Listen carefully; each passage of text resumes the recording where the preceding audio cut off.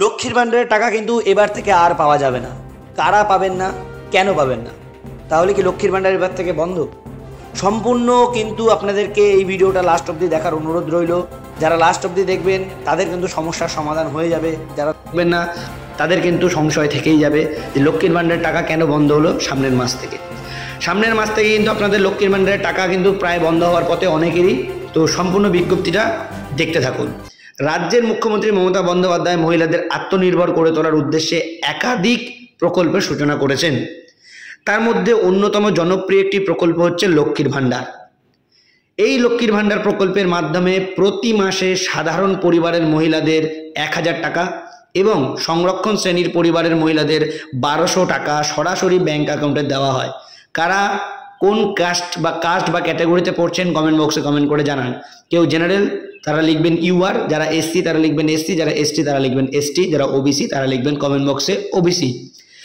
তাই আপনি অথবা আপনার পরিবারের কোনো মহিলা সদস্য যদি লক্ষ্মীর ভাণ্ডারের টাকা পেয়ে থাকেন তবে সাবধান, কারণ লক্ষ্মীর ভাণ্ডার প্রকল্পে এবার নতুন নিয়ম আসতে চলেছে। এই নিয়ম অনুযায়ী 1 এপ্রিল 2025 থেকে লক্ষ্মীর ভাণ্ডার প্রকল্পের নিয়মে বেশ কিছু পরিবর্তন আসতে চলেছে।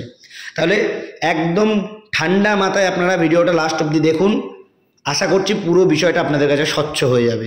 এই নিয়মগুলি মেনে না চললে অনেক মহিলা ভাতা থেকে বঞ্চিত হতে পারেন। তাই আগ্রহীরা লক্ষ্মীর ভাণ্ডার থেকে বঞ্চিত হতে না চাইলে প্রতিবেদনটি প্রথম থেকে শেষ পর্যন্ত, আমি বারংবার বলছি, শেষ পর্যন্ত আপনারা দেখুন। এরপর আসছে কি নতুন নিয়ম। নতুন নিয়ম তাহলে কি? লক্ষ্মীর ভাণ্ডার প্রকল্প পশ্চিমবঙ্গ রাজ্যের একটি সাংস্কৃতিক উন্নয়ন প্রকল্প, যা প্রধানত মহিলাদের ক্ষমতায়ন এবং তাদের অর্থনৈতিক অবস্থার উন্নতির জন্য চালু করা হয়েছে। এই প্রকল্পের অধীনে রাজ্য সরকার গরিব এবং মধ্যবিত্ত পরিবারের মহিলাদের জন্য সরাসরি আর্থিক সাহায্য প্রদান করে। লক্ষ্মীর ভাণ্ডারের জনপ্রিয়তা বর্তমানে রাজ্যের সীমা পেরিয়ে সমগ্র দেশ জুড়ে ছড়িয়ে পড়েছে, এটা আমরা প্রত্যেকেই জানি। তবে লক্ষ্মীর ভাণ্ডারের বর্তমানে নতুন কিছু নিয়ম বদল করা হয়েছে। এই নিয়ম অনুযায়ী লক্ষ্মীর ভাণ্ডার প্রাপকদের ব্যাংক অ্যাকাউন্ট যদি আধার কার্ডের সঙ্গে লিঙ্ক না থাকে, ব্যাংক অ্যাকাউন্টের সাথে যদি আধার লিঙ্ক না থাকে এবং কেওয়াইসি আপডেট না করা থাকে, তাহলে আপনারা আর লক্ষ্মীর ভাণ্ডারের টাকা কিন্তু পাবেন না। একদম স্ট্রেট কাট কিন্তু এমনই নিয়ম জারি করা হয়েছে। কি করণীয় তাহলে? কি করতে হবে? তাই যে সমস্ত লক্ষ্মীর ভাণ্ডার প্রাপকদের ব্যাংক অ্যাকাউন্ট আধার কার্ডের সঙ্গে লিঙ্ক অথবা কেওয়াইসি আপডেট করা নেই, তারা অবিলম্বে যে কোনো ব্যাংকের শাখায় আধার কার্ড ও পাসবুক নিয়ে চলে যান। এরপর আধার ও মোবাইল নাম্বার ব্যাংক অ্যাকাউন্টের সঙ্গে সংযুক্ত করুন। আধার এবং মোবাইল নাম্বার ব্যাংক অ্যাকাউন্টের সঙ্গে সংযুক্ত করার পর, মানে লিঙ্ক করার পর, তা হয়েছে কি না সেটা চেক করুন। আধার লিঙ্ক না হয়ে থাকলে পুনরায় আবেদনপত্র জমা করুন। যাদের আধার লিঙ্ক এখনও ব্যাংকের সাথে করা হয়নি বা ফোন নাম্বার লিঙ্ক করা হয়নি, আপনারা অবশ্যই কিন্তু লক্ষ্মীর ভাণ্ডারের টাকা পেতে গেলে মনে করে কিন্তু ব্যাংকের সাথে আধার কার্ডের লিঙ্কটা অবশ্যই ইতিমধ্যে করে নেবেন। 1 এপ্রিল থেকে কিন্তু নতুন নিয়ম আপনাদের কাছে পৌঁছে যাবে। নতুন নিয়মে কারা সুবিধা পাবেন? সুবিধা তাহলে কারা পাচ্ছেন? বর্তমানে লক্ষ্মীর ভাণ্ডার প্রকল্পের সুবিধা যে সমস্ত মহিলারা পাবেন তারা হলো, একমাত্র 1 নম্বর পয়েন্ট হচ্ছে একমাত্র যাদের বয়স 25 বছর থেকে 60 বছরের মধ্যে রয়েছে তারাই এই প্রকল্পের সুবিধা পাবেন।